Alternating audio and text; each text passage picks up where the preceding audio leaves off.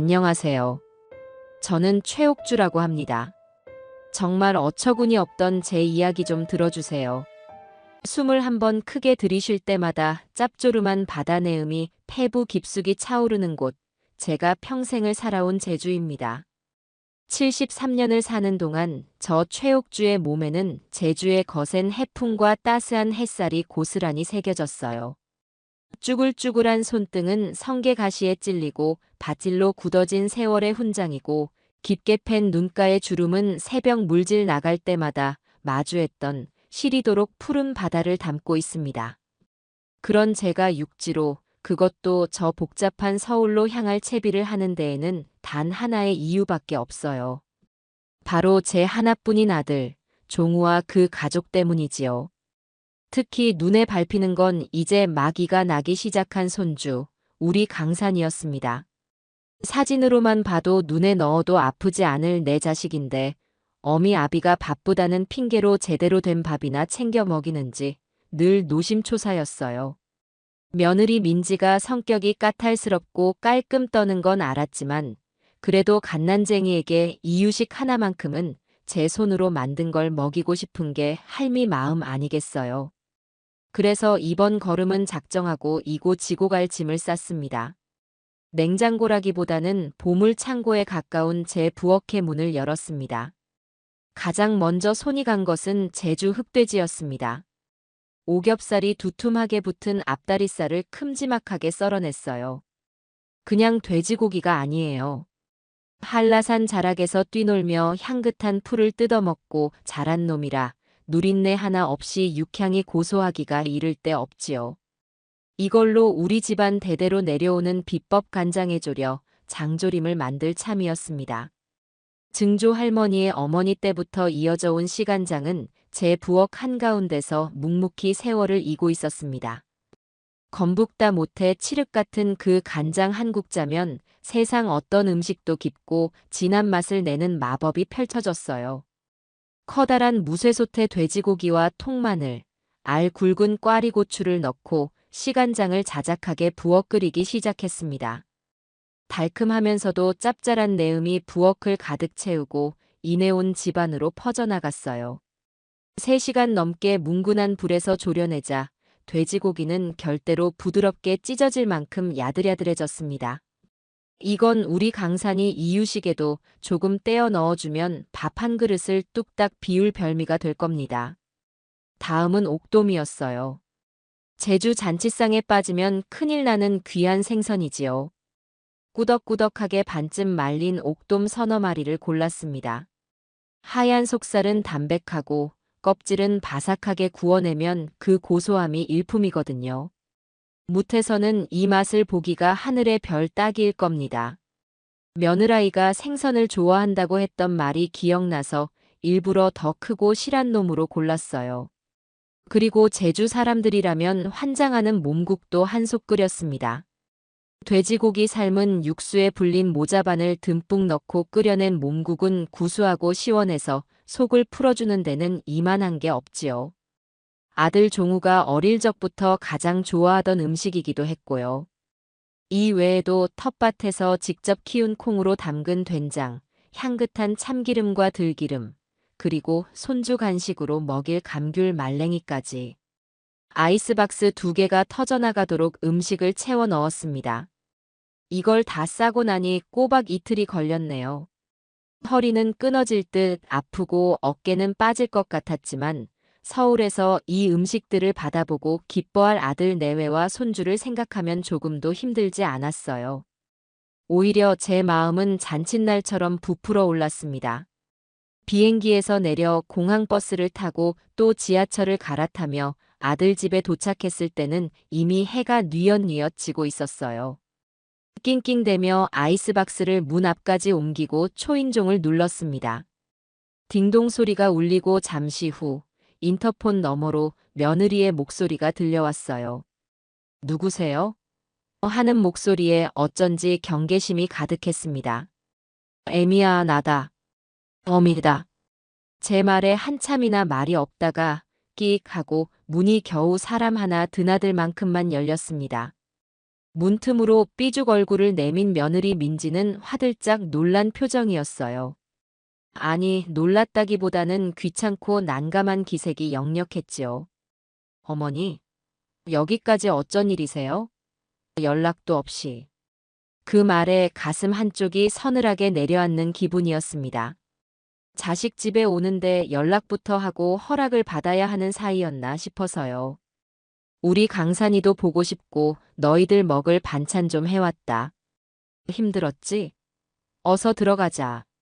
제가 애써 웃으며 아이스박스를 가리키자 며느리의 눈이 싸늘하게 그것을 훑었습니다. 어머니, 저희 집 좁아서 그런 거 둘 데도 없어요. 그리고 요즘 누가 집에서 그런 걸 해 먹어요? 다 사 먹거나 배달시키면 되는데. 현관문을 활짝 열기는커녕 제 몸으로 문틈을 막아선 채 쏘아붙이는 말 한마디 한마디가 비수처럼 날아와 박혔어요.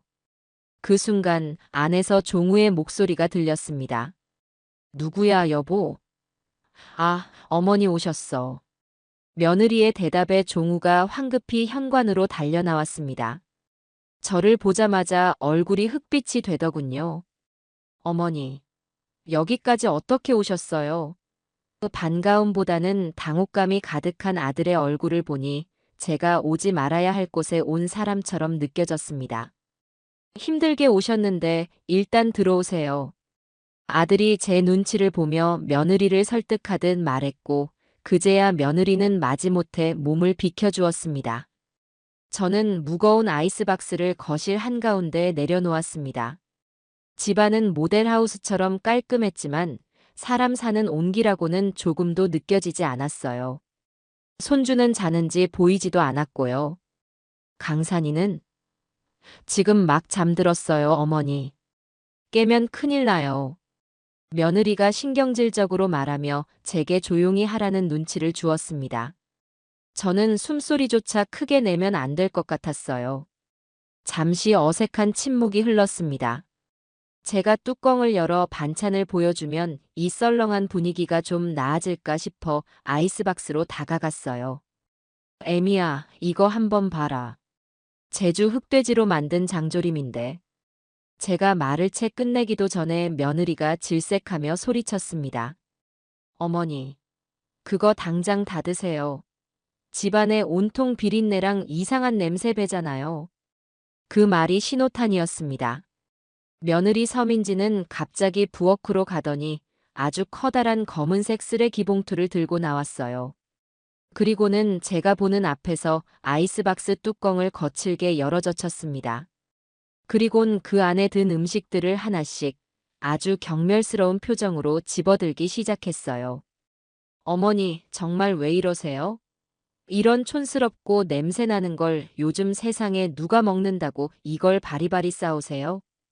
며느리는 그렇게 말하며 제가 사흘 밤낮으로 정성을 다해 만든 흑돼지 장조림통을 그대로 쓰레기 봉투에 처박았습니다. 퉁 하는 소리와 함께 제 심장도 바닥으로 떨어지는 것 같았어요. 이어서 꾸덕하게 잘 마른 옥돔이며 구수한 몸국, 갓 짜낸 들기름병까지. 제 눈앞에서 제가 평생을 바쳐 지켜온 자부심과 아들네를 향한 사랑이 검은 쓰레기 봉투 안으로 처참하게 버려지고 있었습니다. 여보, 당신 지금 뭐 하는 거야? 어머니가 힘들게 가져오신 건데. 아들 종우가 뒤늦게 며느리를 말렸지만 며느리의 기세는 등등했어요. 뭐 하긴 뭘 해. 당신은 이게 집안에 있는 게 괜찮아?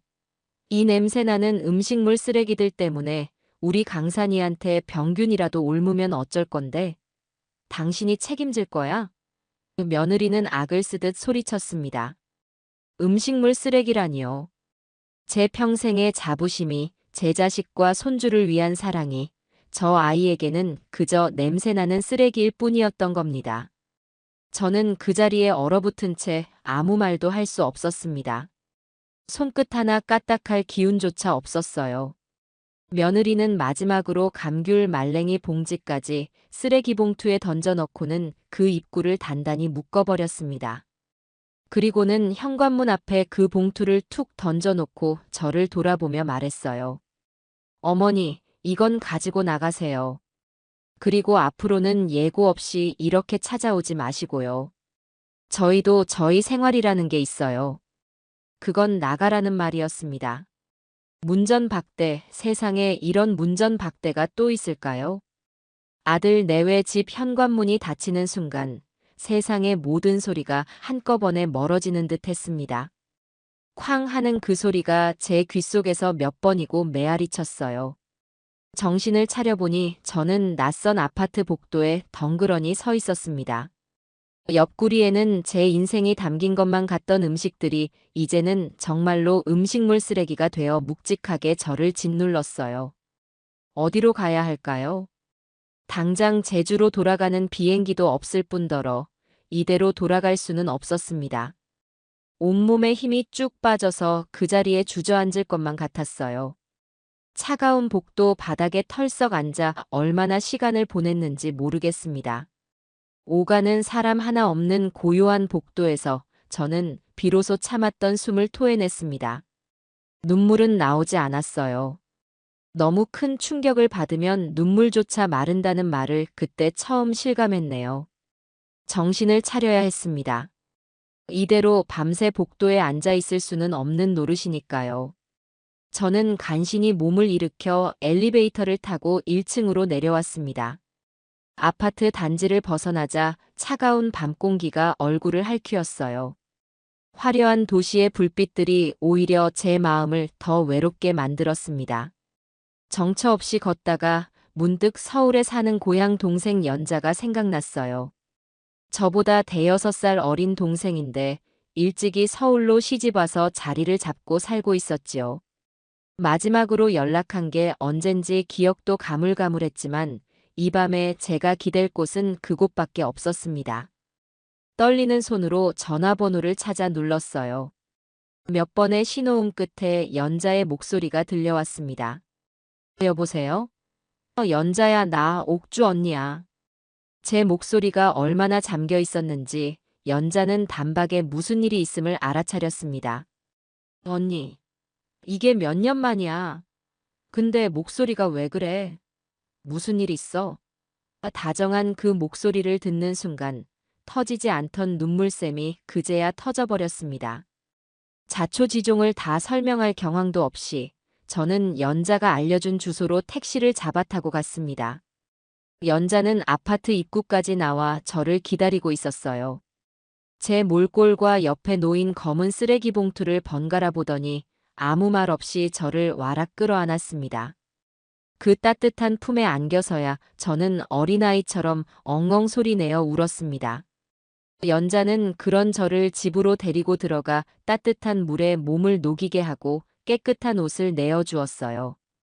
언니, 일단 몸부터 녹여. 아무 생각 말고 푹 쉬어. 연자의 배려 덕분에 저는 잠시나마 끔찍했던 상황을 잊을 수 있었습니다. 따뜻한 아랫목에 등을 대고 누우니 고단했던 몸이 녹아내리는 것 같았어요. 그렇게 잠시 눈을 붙였을까 머리맡에 놓아둔 제 휴대폰이 요란하게 울리기 시작했습니다. 화면에는 내 아들이라는 세 글자가 떠 있었어요. 받고 싶지 않았습니다. 하지만 받지 않으면 연자에게까지 폐를 끼칠 것 같아 마지못해 통화 버튼을 눌렀습니다. 어머니, 어디세요? 왜 전화를 안 받으세요? 아들의 목소리는 걱정 반, 원망 반이 섞여 있었습니다. 제 속에서 다시 한번 울화가 치밀어 올랐어요. 내가 어디 있든 너가 무슨 상관이냐? 제 목소리는 얼음장처럼 차가웠습니다. 어머니, 제 말 좀 들어보세요. 집사람이 요즘 예민해서 그래요. 강산이 키우느라 스트레스도 많이 받고. 어머니가 좀 이해해 주세요. 제가 나중에 다 말씀드리고 사과드릴게요. 네. 변명이었습니다. 제 아들은 언제나 그런 식이었어요. 우유부단하고 자기 아내 앞에서 쓴소리 한번 제대로 못하는 그런 허수아비 같은 사내였지요. 저는 대꾸할 가치도 느끼지 못하고 전화를 끊으려 했습니다. 그런데 바로 그 순간이었어요. 수화기 너머로 아들의 목소리 뒤편에서 아주 희미하지만 날카로운 며느리의 목소리가 들려왔습니다. 뭐해? 아직도 안 끊고. 대충 둘러대고 끊으라니까. 투자 설명회 자료나 마저 만들어. 그 목소리는 분명 며느리 서민지의 것이었습니다. 제 귀를 의심했어요.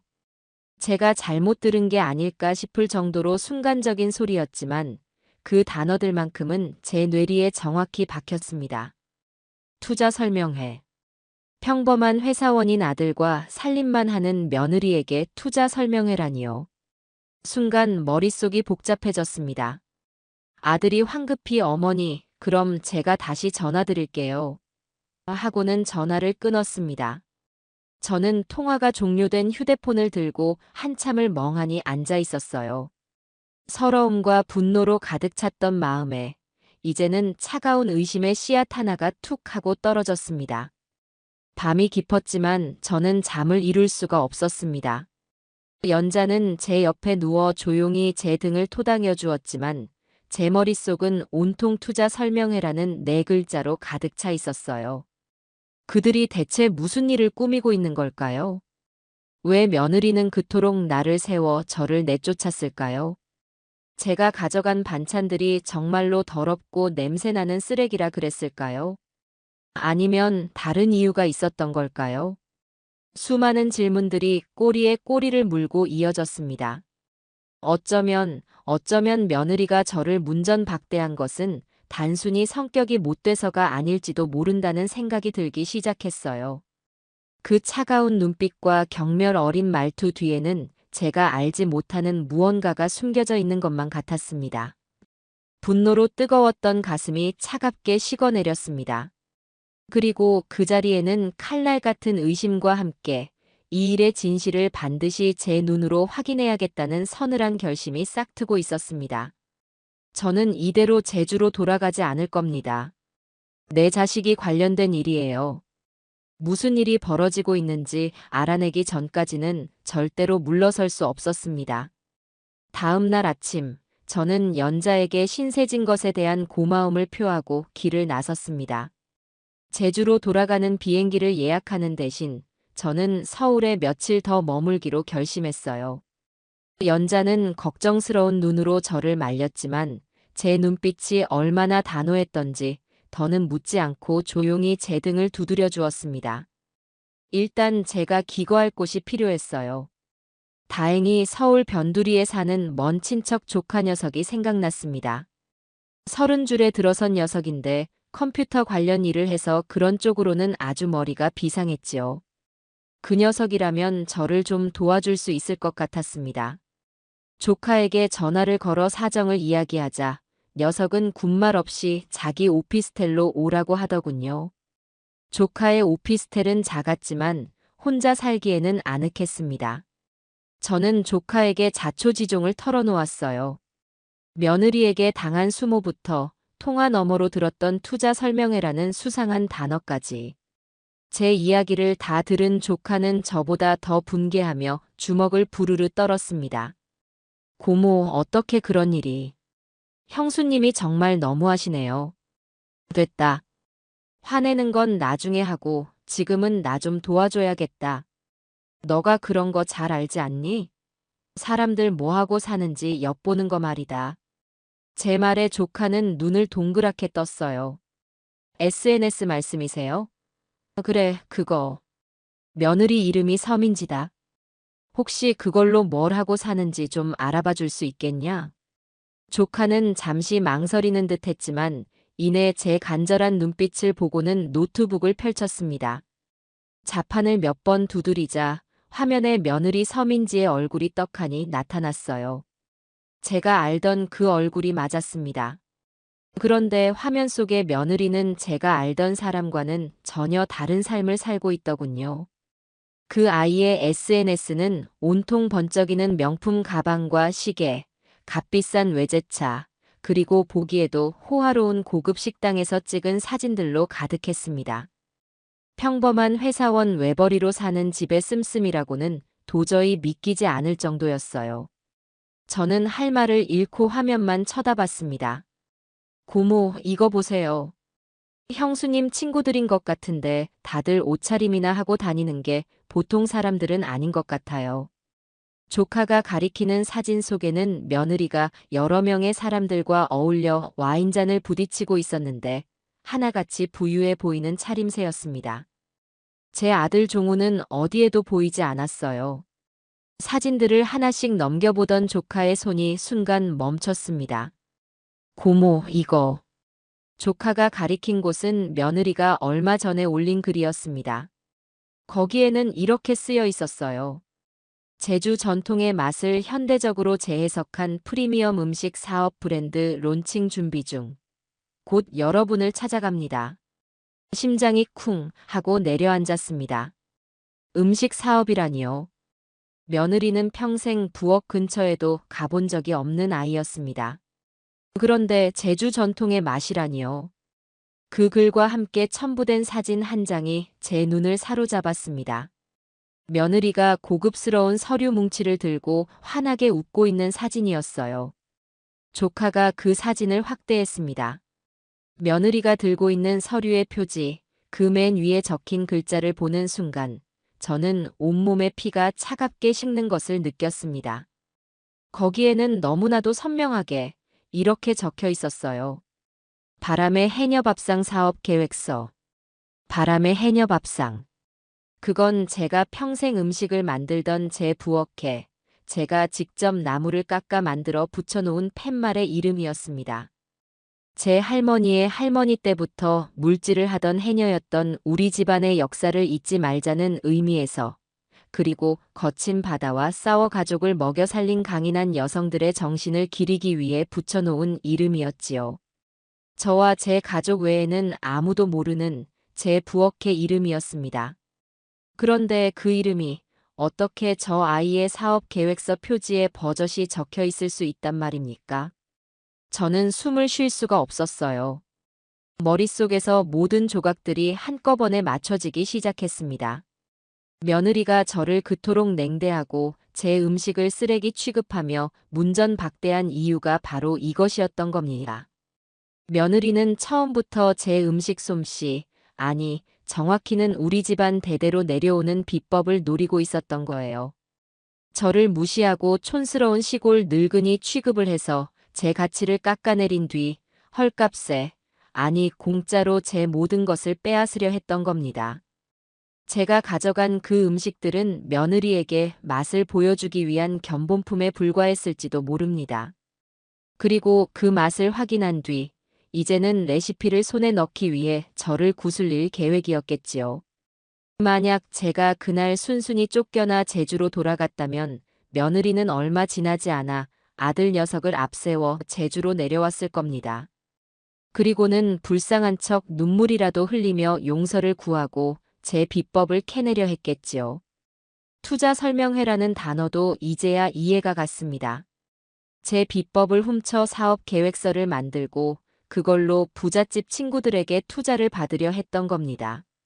모든 것이 명확해졌습니다. 저는 조카의 노트북 화면을 뚫어져라 쳐다봤습니다. 화면 속에서 환하게 웃고 있는 며느리의 얼굴이 악마처럼 보였어요.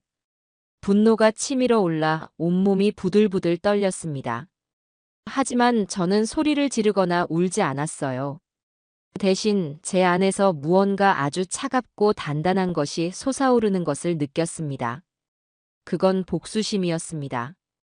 평생을 바쳐 지켜온 제 자부심과 우리 집안의 역사를 통째로 삼키려 한 저 어린 여우 같은 며느리를, 그리고 자기 어미가 그런 수모를 당하는 동안 방관하고 동조한 어리석은 아들을 저는 절대로 용서할 수 없었습니다. 제 손으로 직접 그들의 오만하고 더러운 계획을 산산조각 내버릴 겁니다. 바람의 해녀 밥상이라는 이름은, 제 영혼과도 같은 그 이름은 감히 저런 것들이 입에 올릴 수 있는 것이 아니에요. 진짜 바람의 해녀 밥상이 무엇인지 제가 똑똑히 보여주어야 했습니다. 진짜 복수는 이제부터 시작이었습니다. 분노로 밤을 지새웠지만 다음 날 아침동이 틀 무렵에 제 머리는 그 어느 때보다 맑고 차가웠습니다. 감정적으로 날뛰어서는 저 교활한 며느리를 이길 수 없어요. 더 치밀하고 더 지능적으로 움직여야 했습니다. 우선 저들의 계획의 가장 큰 무기가 될 제 비법부터 법적으로 보호해야 했어요. 저는 조카에게 부탁해 특허와 상표권 업무를 전문으로 하는 변리사 사무실을 수소문했습니다. 다행히 실력 있는 곳을 금방 찾아낼 수 있었어요. 다음 날, 저는 조카와 함께 변리사 사무실을 찾아갔습니다. 젊은 변리사는 제 행색을 보고 처음에는 의아한 표정을 지었지만 제가 차분하게 설명을 시작하자 이내 눈빛이 달라졌어요. 저는 우리 집안 대대로 내려오는 시간장의 역사와 제조 과정, 그리고 그것을 활용한 흑돼지 장조림의 조리법을 상세하게 설명했습니다. 단순한 음식 레시피가 아니라 제주의 기후와 재료, 그리고 수백 년의 세월이 담긴 하나의 기술이라는 점을 강조했지요. 제 설명을 꼼꼼히 받아 적던 변리사는 충분히 특허 출원이 가능하며 상표 등록도 시급하다고 말했습니다. 할머님, 이건 단순한 레시피가 아니라 하나의 훌륭한 지적 재산입니다. 특히 이 시간장은 독창성과 역사성을 모두 갖추고 있어서 가치가 매우 높아요. 그의 말에 저는 확신을 얻었습니다. 저는 그 자리에서 최옥주가라는 이름으로 상표 출원을 의뢰하고 시간장과 장조림의 핵심 제조 비법에 대한 특허 절차를 밟아달라고 정식으로 계약했습니다. 며느리가 바람의 해녀 밥상이라는 이름을 도용하려 했지만 저는 제 이름을 걸고 정면으로 맞서기로 한 겁니다. 법적인 보호막을 치고 나니 마음이 한결 든든해졌어요. 두 번째로 할 일은 제 음식의 가치를 객관적으로 증명받는 것이었습니다. 제 입으로 우리 집안 비법이라고 외쳐봐야 소용없어요. 권위 있는 전문가의 입을 통해 제 음식의 가치가 알려져야만 힘이 실릴 테니까요. 제 머릿속에 한 사람이 떠올랐습니다. 몇 해 전 제주 향토 음식을 연구한다며 저희 집을 찾아왔던 박민중이라는 요리 연구가였어요. 당시 그는 제 음식을 맛보고는 극찬을 아끼지 않으며 이런 손맛은 반드시 기록으로 남겨야 한다고 신신당부를 하고 갔었지요. 그러면 제 편이 되어줄 것 같았습니다. 수소문 끝에 그와 연락이 닿았고 제가 서울에 있다는 말에 그는 한달음에 약속 장소로 달려왔습니다. 저는 그를 조카의 오피스텔로 초대했습니다. 그리고 며칠 만에 처음으로 제대로 된 요리를 했어요. 제주에서 가져오려다 쓰레기통에 처박혔던 바로 그 음식들을 말입니다.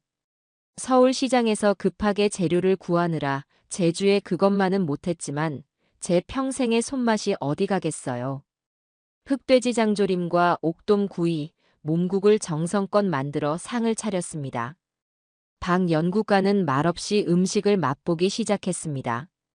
그의 미간이 살짝 찌푸려졌다가 이내 놀라움으로 커졌어요. 그는 젓가락을 내려놓고 제 손을 덥석 잡았습니다. 어르신, 대체 이 손맛의 비결이 뭡니까? 몇 년 전보다 훨씬 더 깊어졌어요. 이건 정말 예술입니다. 보물이에요. 그의 진심 어린 감탄에 그동안의 서름이 눈 녹듯 사라지는 기분이었습니다. 저는 그에게 며느리에게 당한 일과 그들의 사업 계획에 대해 모두 털어놓았습니다. 이야기를 들은 그는 분노하며 제게 뜻밖의 제안을 했어요. 어르신, 당장 저와 함께 방송에 나가시죠. 제가 진행하는 요리 프로그램이 있는데 거기에 어르신을 숨은 요리의 고수로 모시는 겁니다. 어르신의 음식과 사연이 알려지면 그 누구도 어르신의 것을 함부로 넘보지 못할 겁니다. 솔깃한 제안이었어요.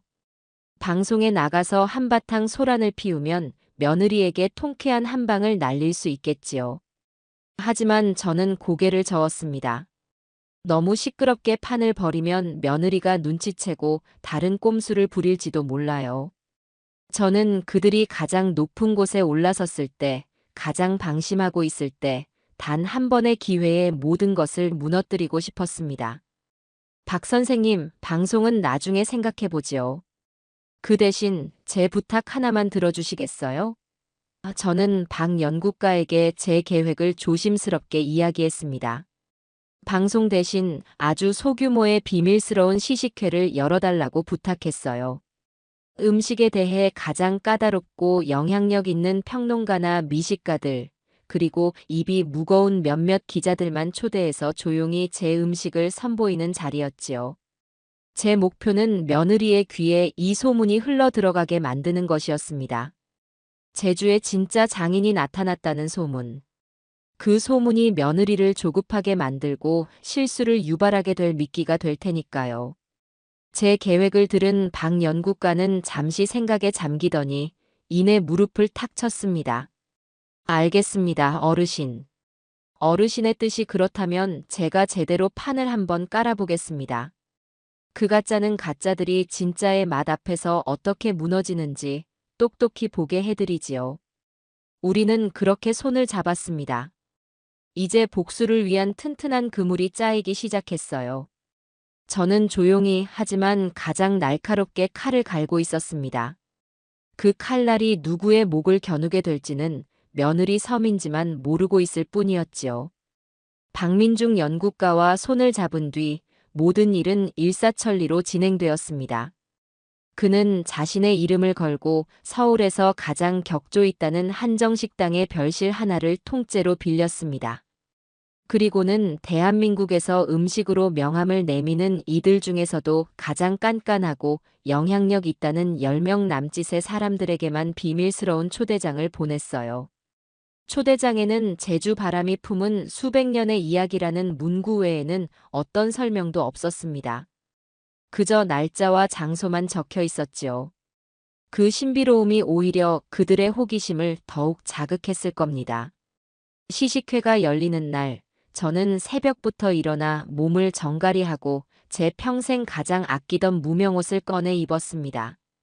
박 연구관은 제게 최고급 호텔 주방을 빌려주겠다고 했지만 저는 사양했어요. 제 음식은 번쩍이는 스테인리스 주방이 아니라 제 손때 묻은 무쇠속과 나무 주걱이 있어야 제 맛을 낼 수 있으니까요. 저는 제주에서부터 공수해온 제 부엌 살림들을 식당 주방 한쪽에 조촐하게 펼쳐놓았습니다. 그리고는 오직 음식에만 제 모든 정신을 집중하기 시작했습니다. 그날 제가 선보인 음식은 단 3가지. 제 인생이 고스란히 담긴 흑돼지 장조림과 옥돔 구이, 그리고 몸국이었습니다. 약속된 시간이 되자 초대받은 손님들이 하나둘씩 별실로 들어섰습니다. 저는 주방과 연결된 작은 쪽문으로 그들의 모습을 훔쳐보았어요. 텔레비전에서나 보던 유명한 요리 평론가, 두꺼운 안경 너머의 눈빛이 예사롭지 않은 음식 전문 잡지 편집장, 그리고 대기업의 음식 사업부를 이끄는 임원까지. 하나같이 보통 내기들은 아니었습니다. 잠시 심장이 쿵쾅거렸지만 저는 이내 평정을 되찾았어요. 제 평생의 자부심을 내놓는 자리예요. 긴장할 필요가 없었습니다. 음식은 차례대로 그들의 상에 올랐습니다. 처음 음식이 들어갔을 때 별실 안은 잠시 숨막히는 정적으로 가득 찼어요. 저는 쪽문에 귀를 바짝 대고 그들의 반응을 살폈습니다. 이내 나지막한 탄성들이 터져나오기 시작했습니다. 이장조림은 한 평론가가 낮은 목소리로 운을 떼자 모두의 시선이 그에게로 쏠렸습니다. 단순히 짜고 단맛이 아니야. 이 깊은 감칠맛은 대체 어디서 오는 거지? 혀끝을 감싸는 이 풍미는 세월 없이는 절대로 흉내낼 수 없는 맛이야. 그의 말에 다른 이들도 고개를 끄덕이며 저마다 한마디씩 보태기 시작했어요. 옥돔을 이렇게 완벽하게 구워내다니. 껍질은 바삭하고 속살은 촉촉한데 비린 맛은 하나도 없이 담백함만 남아있어. 이 몸국은 정말 물건이군요. 제주에서 먹어본 그 어떤 몸국보다도 진하고 구수합니다. 돼지 육수의 묵직함과 모자반의 시원함이 이렇게 완벽하게 어우러질 수가. 그들의 칭찬 하나하나가 제 귀에 들어와 박힐 때마다 저는 뜨거운 것이 목구멍으로 울컥 치밀어 오르는 것을 느꼈습니다. 며느리가 냄새나는 쓰레기라며 내버렸던 제 음식이 지금 이 자리에서는 세상 최고의 찬사를 받고 있었던 겁니다. 시식회가 끝나고 박 연구가가 저를 손님들에게 소개했습니다. 제 남루한 행색을 보고 처음에는 의아해하던 그들은 제가 바로 이 음식들을 만든 최옥주라는 것을 알게 되자 존경의 눈빛으로 저를 바라보았습니다. 그들은 제게 다가와 악수를 청하며 질문을 쏟아냈어요. 이 비법을 어디서 배웠는지, 상업적으로 출시할 계획은 없는지. 저는 그저 묵묵히 웃으며 집안 대대로 내려오는 손맛일 뿐입니다. 라고만 답했습니다. 저는 그들에게 어떤 약속도 하지 않았어요. 그저 제 음식의 가치를 그들의 기억 속에 강렬하게 새겨놓는 것. 그것이 오늘 제 목표의 전부였으니까요. 그날 시식회는 대성공이었습니다. 박 연구관은 제게 엄지손가락을 치켜 세우며 이제 곧 엄청난 일들이 벌어질 거라고 했어요. 그리고 그의 말은 틀리지 않았습니다. 며칠 지나지 않아 음식계는 발칵 뒤집혔습니다. 그날 참석했던 사람들이 저마다 자신의 SNS와 잡지 칼럼을 통해 이름 없는 제주의 장인에 대한 이야기를 풀어내기 시작한 겁니다. 수백 년 역사가 빚어낸 완벽한 한 그릇, 미식의 정점에서 만난 진짜 손맛 등 저를 향한 찬사들이 입에서 입으로 퍼져나갔습니다. 물론 이 모든 것은 조카 녀석이 밤새 인터넷을 뒤지며 제게 전해준 소식들이었어요. 소문은 꼬리에 꼬리를 물고 점점 더 커져갔습니다. 사람들은 도대체 최옥주가 누구냐며 수소문하기 시작했고 몇몇 방송국에서는 박 연구가를 통해 끈질기게 섭외 요청을 해왔습니다. 하지만 저는 그 모든 것을 거절하고 조용히 때를 기다렸습니다. 제가 기다리던 그 전화는 아주 정확한 타이밍에 걸려왔습니다. 따르르릉. 요란하게 울리는 휴대폰 화면에 뜬 이름은 우리 며느리였습니다. 올 것이 왔구나 싶었어요. 저는 심호흡을 한번 하고 최대한 힘없고 외로운 늙은이의 목소리를 꾸며내며 전화를 받았습니다. 여보세요? 어머니. 저 민지예요. 어머니 잘 지내셨어요? 수화기 너머로 들려오는 며느리의 목소리는 언제 그랬냐는 듯 꿀이 뚝뚝 떨어질 만큼 살가웠습니다. 제 속에서는 천불이 났지만 저는 아무것도 모르는 척 어눌하게 대답했어요. 오냐 민지냐? 나는 그냥 그렇지 뭐. 너는 잘 지내고? 그럼요 어머니. 저는 늘 어머니 생각뿐인걸요. 근데 어머니 요즘 서울에서 어머니 얘기가 자자해요. 아는 분들 통해서 들었는데 무슨 대단한 요리사라고 다들 칭찬이 마르질 않던데요. 역시나 덫에 걸려들었더군요. 아이고 아니다. 그냥 아는 사람이 한번 맛보고 싶다 해서 몇 가지 차려준 것뿐인데 뭘 그런 걸 가지고. 제가 손사래를 치듯 말하자 며느리는 기다렸다는 듯이 본색을 드러냈습니다. 어머니, 제가 그때는 정말 철이 없었어요. 어머니의 그 귀한 손맛을 몰라 뵙고 그런 몹쓸 짓을 하다니. 제가 요즘 밤마다 그걸 후회하면서 얼마나 울었는지 몰라요. 어머니, 제가 정말 잘못했어요. 그 녀석의 목소리에는 물기까지 촉촉하게 서려 있었습니다. 그 뻔뻔한 연기력에 헛웃음이 나올 뻔했지만 저는 꾹 참고 넘어가는 척 말했어요. 됐다. 다 지난 일인데 뭘. 나도 이제 다 잊었다. 제 말에 며느리는 한층 더 격양된 목소리로 외쳤습니다. 아니에요, 어머니. 제가 어떻게 그 은혜를 잊어요. 제가 이번 주말에 당장 종우 씨랑 제주로 내려갈게요. 어머니 발 아래 엎드려 사죄드릴 거예요. 네. 어머니, 제 사과 꼭 받아주셔야 해요. 그 말에는 사죄의 진심 따위는 없었습니다. 어떻게든 제주로 내려와 제 비법을 캐내고 서울에 퍼진 진짜 장인의 명성을 날로 먹으려는 시커먼 속셈만 가득했지요. 저는 못 이기는 척 떨리는 목소리로 대답했습니다. 그래, 오너라. 어서 오너라, 내 자식들. 전화를 끊고 난 뒤 저는 차가운 벽에 등을 기댔습니다. 제 얼굴에는 아무런 표정도 없었어요. 물고기가 미끼를 완전히 삼킨 순간 낚시꾼은 가장 냉정해져야 하는 법이니까요. 이제 그물을 끌어올릴 시간만이 남아 있었습니다. 며칠 뒤 약속대로 아들 내외가 제주공항에 도착했다는 연락이 왔습니다. 저는 일부러 마중도 나가지 않았어요. 그들이 제 발로 제 집 문턱을 기어 들어오게 만들어야 했으니까요. 1시간쯤 지났을까 대문 밖에서 소란스러운 소리가 들렸습니다. 문을 열어보니 아들 종우와 며느리 민지가 온갖 선물 꾸러미를 바리바리 든 채 서 있었습니다. 서울에서 가장 비싸다는 백화점의 포장지들이 햇빛에 번쩍였어요. 그들은 저를 보자마자 어머니 하고 외치며 달려와 제 앞에 무릎을 꿇었습니다.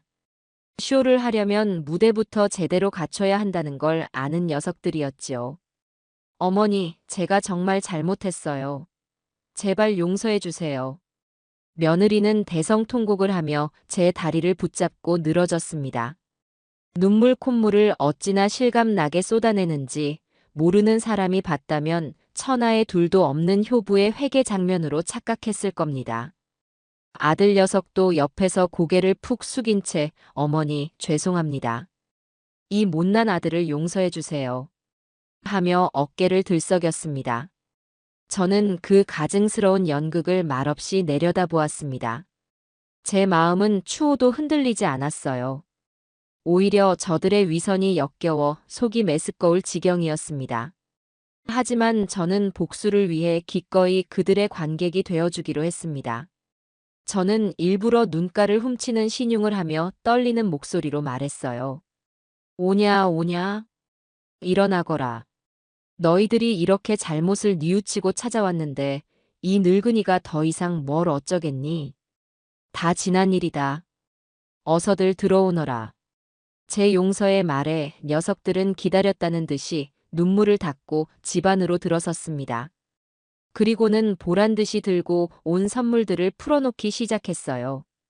최고급 한우 세트에 보기에도 비싸 보이는 영양제들, 그리고 제 취향은 전혀 고려하지 않은 번쩍이는 옷까지. 그 모든 것들이 제게는 뇌물처럼 보였습니다. 며느리는 제 옆에 살갑게 붙어 앉아 제 어깨를 주무르며 아양을 떨기 시작했어요. 어머니, 어깨가 많이 뭉치셨네요. 제가 맨날 이렇게 주물러 드려야 하는데.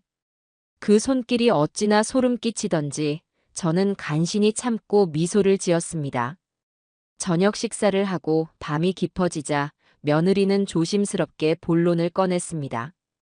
근데 어머니 요새 서울에서 어머니 음식 솜씨가 대단하다고 소문이 자자해요. 제가 그때는 정말 뭘 몰라서 그랬지만 생각해보니 어머니 손맛은 정말 보통이 아니신 것 같아요. 저 염치 없지만 어머니께 요리 좀 배워보면 안 될까요? 드디어 올 것이 왔구나 싶었습니다. 저는 잠시 망설이는 척하다가 이내 인자한 미소를 지으며 고개를 끄덕였습니다. 배우고 싶다면 가르쳐줘야지. 내 며느리인데. 내 손맛을 너라도 이어가면 나야 좋지. 제 허락에 며느리의 얼굴에 화색이 도는 것을 저는 놓치지 않았습니다. 그날 이후 며느리는 제 그림자처럼 붙어 다니며 요리를 배우기 시작했습니다. 물론 저는 그녀에게 진짜를 가르쳐줄 생각이 추호도 없었어요. 저는 수십 년의 세월 동안 몸으로 익힌 제 비법들을 교묘하게 비틀고 왜곡해서 만든 가짜 레시피를 전수하기 시작했습니다. 첫 번째는 시간장이었습니다. 그 녀석은 제 부엌 한가운데를 차지한 검은 항아리를 보며 눈을 번쩍였습니다. 어머니, 이게 그 유명한 시간장이에요? 그렇단다. 하지만 이건 너무 오래돼서 향이 진하니 너희 같은 젊은 사람들 입맛에는 잘 안 맞을 게다. 저는 그렇게 말하며 일반 양조 간장에 캐러멜 색소와 설탕을 적당히 섞어 만든 가짜 간장을 내주었습니다. 겉보기에는 비슷했지만 그 깊이와 풍미는 하늘과 땅 차이였지요. 며느리는 아무런 의심 없이 그 간장 맛을 보고는 고개를 끄덕였습니다. 두 번째는 흑돼지 장조림의 조리법이었습니다. 저는 가장 중요한 과정인 초벌 삶기를 생략했습니다. 고기를 먼저 한번 삶아내 불순물과 기름기를 제거해야 육질이 부드러워지고 맛이 깔끔해지는데 저는 그 과정을 건너뛰고 바로 간장에 졸이기 시작했어요. 요즘은 바쁘니 이렇게 해야 시간을 절약할 수 있단다. 제 말에 며느리는 고개를 끄덕이며 열심히 받아 적었습니다. 또한 불 조절도 반대로 알려주었어요. 처음에는 센 불에서 끓이다가 약한 불로 오래 졸여야 맛이 깊게 배는데 저는 처음부터 약한 불로 시작해서 고기가 질겨지고 간장이 겉돌게 만들었습니다. 그 녀석은 제 말 하나하나를 놓칠세라 제 등 뒤에 몰래 숨겨둔 스마트폰으로 모든 과정을 녹화하고 있었습니다. 저는 그 모든 것을 알면서도 모르는 척 인자한 스승의 연기를 계속했습니다. 마지막으로 결정적인 차이를 만드는 향신료 몇 가지를 깜빡 잊은 척 알려주지 않았습니다. 제주에서만 나는 귀한 향신료인데 그게 빠지면 장조림의 풍미가 반감되고 느끼한 맛만 남게 되지요. 며느리는 겉으로 보이는 과정에만 집중하느라 그런 섬세한 차이는 전혀 눈치채지 못했습니다. 그렇게 며칠 동안 며느리는 가짜 비법을 진짜인 줄로만 알고 열심히 배웠습니다. 그 녀석은 이제 모든 것을 손에 넣었다고 확신하는 듯 얼굴에 자신감이 넘쳤어요. 마지막 날 녀석은 제 손을 잡고 눈물까지 글썽이며 말했습니다. 어머니, 정말 감사해요. 어머니의 이 귀한 손맛, 제가 세상에 널리 알려서 꼭 성공할게요. 뭐냐, 그래야지. 꼭 성공하거라. 저는 녀석의 등을 두드려주며 인자하게 웃었습니다. 속으로는 칼을 갈고 있었지요. 그래, 그 가짜 레시피로 어디 한번 성공해보거라. 너가 높이 올라가면 올라갈수록 떨어질 때 더 아플 것이니. 그 녀석들은 그렇게 제 가짜 비법을 보물처럼 품에 안고 의기양양하게 서울로 돌아갔습니다. 저는 멀어져가는 그들의 뒷모습을 보며 차갑게 웃었어요. 이제 무대는 마련되었고 주연 배우는 스스로 파멸의 길로 걸어 들어가고 있었습니다. 아들 내외가 서울로 돌아간 뒤 제주에는 다시 평화가 찾아왔습니다. 하지만 그 평화는 폭풍전야의 고요함과도 같았어요. 저는 묵묵히 제 일을 하며 때를 기다렸습니다. 며느리 서민지가 어떤 움직임을 보일지 불을 보듯 뻔했으니까요. 아니나 다를까 일주일도 채 지나지 않아 서울의 조카에게서 다급한 연락이 왔습니다. 고모, 지금 인터넷 난리 났어요. 형수님이 무슨 대단한 사업가로 신문에까지 나왔어요. 조카가 보내준 인터넷 기사를 열어보고 저는 실소를 금할 수 없었습니다. 젊은 요식업계의 혜성, 서민지 대표, 제주장인의 비법을 유일하게 전수받다. 라는 자극적인 제목 아래 며느리가 활짝 웃고 있는 사진이 대문짝만하게 실려 있었어요. 기사의 내용은 더욱 가관이었습니다. 며느리가 제주에 숨어 지내던 요리명인 바로 저를 두고 하는 말이겠지요의 유일한 후계자이며 수백 년간 이어져 온 비법을 전수받아 서민지 키친이라는 이름으로 현대적인 음식 사업을 시작한다는 내용이었습니다. 심지어 제가 며느리의 재능을 일찌감치 알아보고 모든 것을 물려주었다는 새빨간 거짓말까지 버젓이 적혀 있었어요. 제 이름과 명예를 도용해 투자자들을 끌어모으기 위한 수작이었습니다. 기사에는 며느리가 이미 유명 투자사로부터 거액의 투자금을 유치했다는 소식도 함께 실려 있었습니다. 그 돈으로 강남 한복판에 번쩍이는 사무실을 얻고 대대적인 브랜드 론칭 행사를 준비하고 있다는 내용도요.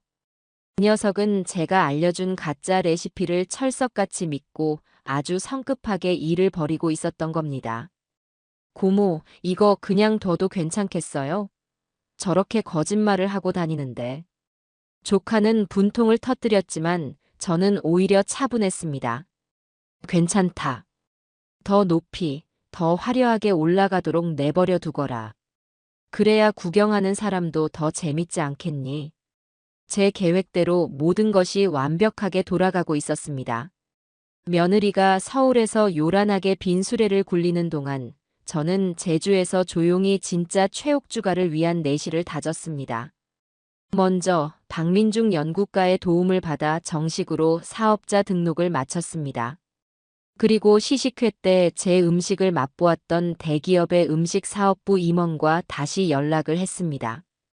그는 제 연락을 기다렸다는 듯이 반가워하며 당장이라도 계약을 하고 싶다고 했어요. 저는 그에게 서민지 키친에 대한 이야기는 한마디도 꺼내지 않았습니다. 그저 제 브랜드를 공식적으로 론칭하는 행사를 며칠 뒤에 서울에서 가질 예정이니 그때 오셔서 최종 결정을 해달라고만 말했어요. 그는 흔쾌히 그러겠다고 약속했습니다. 다음은 제품 포장이었습니다. 저는 화려하고 번쩍이는 것보다는 제 음식처럼 소박하지만 진심이 담긴 포장을 원했어요. 그래서 평소 알고 지내던 제주 토박이 서예가 할아버지를 찾아갔습니다. 그분께 최옥주가라는 글씨를 부탁드렸더니 투박하지만 힘이 넘치는 글씨를 화선지에 써주셨어요. 저는 그 글씨를 그대로 받아 아무런 장식 없는 하얀 종이 상자에 새겨 넣었습니다. 그것만으로도 다른 어떤 화려한 디자인보다 더 큰 울림이 있었어요. 그렇게 법적인 절차부터 사업적인 준비, 그리고 제 브랜드의 얼굴이 될 디자인까지. 저는 어느 것 하나 허투루 하지 않고 차근차근 제 왕국을 건설해 나가고 있었습니다. 그러던 어느 날 아들 녀석에게서 전화가 걸려왔습니다. 목소리가 잔뜩 상기되어 있더군요. 어머니, 저희 사업이 아주 잘 되어가고 있어요. 투자도 엄청나게 받았고 다음 주에는 서울에서 제일 좋은 호텔에서 론칭 파티도 열기로 했어요.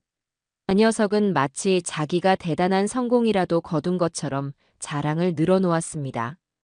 저는 그저 그러냐 장하다 내 아들 하고 무미건조하게 대꾸해 주었지요. 그러자 녀석이 조심스럽게 본론을 꺼냈습니다. 그런데 어머니, 투자자들이 어머니를 한번 뵙고 싶어 해서요. 파티에 오셔서 저희 브랜드를 응원해 주신다는 말씀 한마디만 해주시면 안 될까요? 어머니가 보증을 서주시면 저희가 더 큰 투자를 받을 수 있거든요. 역시나 제 예상을 한치도 벗어나지 않았습니다. 이제는 저를 얼굴마담으로 내세워 사기극의 활용점정을 찍을 셈이었던 겁니다. 저는 잠시 침묵하다가 아주 나지막하고 단호한 목소리로 말했습니다. 나는 못 간다. 네. 왜요, 어머니? 내가 평생을 지켜온 부엌이다. 하루라도 자리를 비울 수가 없어. 너희들이 하는 일이니 너희들 힘으로 알아서 잘 해내거라. 제 거절에 아들은 당황한 기색이 역력했지만 더는 조르지 못하고 전화를 끊었습니다. 제가 거절할 것이라고는 예상하지 못했겠지요. 아마 지금쯤 며느리와 머리를 맞대고 저를 어떻게 구슬릴지 아니면 저 없이 어떻게 이 사기극을 이어갈지 고민하고 있을 겁니다. 하지만 이미 엎질러진 물이에요. 그들은 수많은 투자자들 앞에서 너무 많은 거짓말을 해버렸습니다. 이제 와서 이 연극을 멈출 수도 되돌릴 수도 없어요. 그들은 스스로 만든 무대 위에서 파멸을 향해 달려가는 급행열차에 올라탄 셈이니까요. 저는 이제 그 열차가 가장 화려하게 절벽으로 떨어지는 순간을 기다리기만 하면 되었습니다. 며느리의 서민지 키친 론칭 파티 날짜가 정확하게 잡혔습니다. 조카가 보내준 초대장을 보니 다음 주 금요일 저녁 서울에서 가장 호화롭다는 S호텔의 가장 큰 연회장인 크리스탈 볼룸에서 열린다고 되어 있었어요. 초대장에는 네로라 하는 정재계 인사들과 유명 연예인, 그리고 수많은 기자들의 이름이 빼곡히 적혀 있었습니다. 그 녀석은 자기가 감당하지도 못할 만큼 거대한 판을 벌여놓은 것이지요. 저는 그 화려한 초대장을 보며 조용히 웃었습니다. 그래, 무대는 크고 화려할수록 좋지.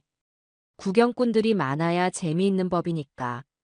저는 바로 수화기를 들어 S호텔 연회 예약실로 전화를 걸었습니다. 아주 차분하고 위험 있는 목소리로 말했어요. 여보세요. 다음 주 토요일, 그러니까 금요일 바로 다음 날 저녁에 행사를 진행하고 싶은데 예약 가능한 홀이 있습니까? 직원은 잠시 컴퓨터를 확인하더니 가장 큰 홀인 크리스탈 볼룸은 이미 예약이 찼다고 말했습니다. 저는 다 알고 있다는 듯이 대답했어요. 알고 있습니다. 저는 그렇게 큰 곳은 필요 없어요. 그 옆에 있는 오키드 홀 정도면 충분합니다. 조촐하게 기자 간담회 겸 시식회를 열 예정이라서요. 오키드 홀은 크리스탈 볼룸의 절반도 안 되는 크기였지만 오히려 더 품격 있고 아늑한 분위기를 가진 곳이었습니다. 제 브랜드 최옥주가의 첫 시작을 알리기에는 더할 나위 없이 좋은 장소였지요. 제 이름으로 예약금을 보내자 모든 것은 순식간에 확정되었습니다. 바로 옆 홀에서 바로 다음 날. 이보다 더 완벽한 무대는 없을 겁니다. 모든 준비는 끝났습니다. 이제 저는 마지막으로 의심의 싹을 완벽하게 잘라내고 며느리를 안심시켜야 했습니다. 저는 며느리와 아들이 가장 방심하고 행복에 겨워있을 파티 전날 밤을 기다렸습니다. 그리고 그날 밤, 저는 정성스럽게 문자 메시지 한 통을 작성하기 시작했습니다. 어떤 단어를 써야 가장 순진하고 아낌없이 주는 시어머니처럼 보일까 여러 번을 고쳐 썼어요. 그리고 마침내 완성된 문장을 아들과 며느리에게 동시에 전송했습니다. 사랑하는 내 아들 종우와 며느리 민지에게. 드디어 내일이구나. 너희들의 오랜 꿈이 이루어지는 날을 이 어미는 멀리 제주에서나마 뜨거운 마음으로 응원하고 있단다. 평생 촌스럽게 바다와 밤만 알고 살아온 내가 너희 덕분에 이렇게 자랑스러운 순간을 맞이하는구나. 부디 내일 행사 잘 치르고 세상에서 가장 빛나는 사람이 되거라. 자랑스럽다 내 아들, 내 며느리. 문자를 보내고 난 뒤 저는 휴대폰을 탁자 위에 조용히 내려놓았습니다. 아마 지금쯤 녀석들은 이 문자를 받아보고 마지막 남은 일말의 불안감마저 완전히 떨쳐버렸을 겁니다. 시골에 있는 늙은이는 아무것도 모르는구나. 우리가 성공하는 것을 진심으로 바라고 있구나. 그렇게 생각하며 안도의 한숨을 내쉬고 있겠지요. 그리고는 내일의 화려한 성공에 대한 꿈에 부풀어 잠이 들 겁니다. 저는 그 모습을 상상하며 자리에서 일어났습니다. 그리고 서울로 가져갈 짐을 꾸리기 시작했어요. 이번에 꾸리는 짐은 지난번과는 완전히 달랐습니다. 불쌍한 어미의 정성이 담긴 반찬 꾸러미가 아니었어요. 그 안에는 제가 평생을 바쳐 갈고 닦은 요리 도구들과 가장 아끼는 무명 앞치마, 그리고 제 모든 것의 정수가 담긴 검붉은 시간장 한 단지가 들어 있었습니다. 그것들은 제 복수를 위한 무기이자 제 자신을 증명할 전리품이었습니다. 짐을 다 싸고 난 뒤 저는 부엌 창문을 열었습니다. 차가운 새벽 공기와 함께 익숙한 바다 내음이 밀려왔어요. 수십 년간 매일 같이 보아온 제주 바다였지만 그날따라 유난히 검고 장엄하게 느껴졌습니다. 마치 큰 전쟁을 앞둔 장수의 심정을 알아주기라도 하는 것처럼요. 저는 그 바다를 향해 나지막이 속삭였습니다. 보고 있거라. 너의 딸 최옥주가 내 모든 것을 걸고 어떻게 내 이름을 되찾아오는지 똑똑히 지켜보거라. 하늘이 서서히 붉게 물들기 시작하고 있었습니다. 폭풍이 몰려오고 있었어요. 그리고 그 폭풍의 눈은 바로 저 최옥주였습니다. 결전의 날이 밝았습니다. 그날따라 서울의 하늘은 제 마음도 모르고 티 없이 맑고 푸르렀어요. 저는 아침부터 조카의 오피스텔 주방을 빌려 마지막 준비를 했습니다. 오늘 저녁 며느리의 화려한 무대가 끝나고 나면 바로 내일은 제 차례였으니까요. 제주에서부터 품에 안고 온 시간장 단지의 뚜껑을 열자 수백 년의 세월을 품은 깊고 진한 향이 작은 방을 가득 채웠습니다. 저는 그 향을 패부 깊숙이 들이마시며 마음을 다잡았습니다. 오늘은 제 모든 것을 되찾는 날이자 제 이름을 더럽힌 자들을 심판하는 날이었습니다. 저녁이 되자 조카가 노트북으로 며느리의 론칭 파티 현장을 실시간으로 보여주기 시작했습니다. 몇몇 연예 전문 기자들이 자신의 SNS를 통해 현장을 중계하고 있었거든요. 화면 속 S호텔의 크리스탈 볼룸은 그 이름처럼 눈이 부시게 화려했습니다. 거대한 샹들리에 아래 값비싼 옷을 차려입은 사람들이 샴페인 잔을 부딪히며 웃고 떠들고 있었어요. 얼음으로 만든 백조 조각상과 사람 키만 한 꽃 장식이 홀 곳곳에 배치되어 있었고, 무대에서는 부드러운 재즈 음악이 흐르고 있었습니다. 며느리 서민지는 그 모든 것의 중심에서 마치 여왕이라도 된 것처럼 빛나고 있었어요. 평소에는 볼 수 없었던 고가의 드레스를 입고 전문가의 손길을 받은 완벽한 화장을 한 채 수많은 사람들에게 둘러싸여 환하게 웃고 있었습니다. 제 아들 종우는 그 옆에서 조금은 어색한 미소를 지으며 아내의 들러리를 서고 있었지요. 잠시 후 사회자의 소개와 함께 며느리가 무대 위로 올라갔습니다. 조명이 그녀를 비추자 홀 안의 모든 소음이 잦아들었어요. 며느리는 준비해온 원고를 보며 자신감 넘치는 목소리로 연설을 시작했습니다. 귀한 시간을 내어 서민지 키친의 첫 시작을 함께 해주신 내외 귀빈 여러분, 진심으로 감사합니다. 그녀는 능숙하게 감사를 표하고는 자신의 꿈과 열정에 대해 이야기하기 시작했습니다. 어릴 적부터 남달랐던 자신의 미각과 최고의 맛을 찾아 전국을 헤맸던 노력, 그리고 마침내 제주에서 운명처럼 만난 자신의 스승에 대한 이야기까지. 물론 그 스승은 바로 저를 지칭하는 것이었지요.